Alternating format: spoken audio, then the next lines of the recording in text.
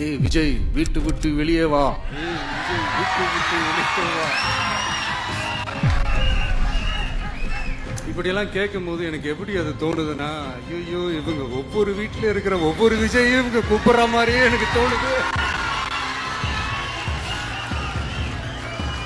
அப்படிதான் எனக்கு தோணுது. அதனால பொறுங்க பாஸ், வருவாங்க, முறையா வருவாங்க.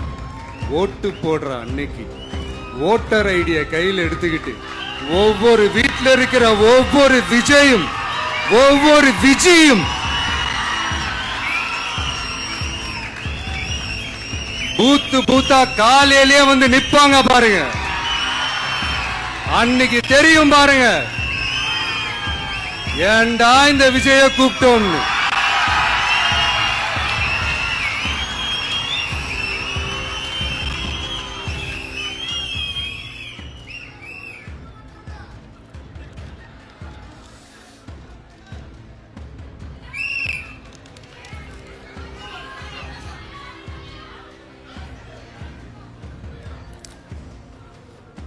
ஸோ இப்படி பேசினா உடனே இவரு நான் சினிமாவா இது அப்படின்ட்டு ஆரம்பிச்சிருவாங்க.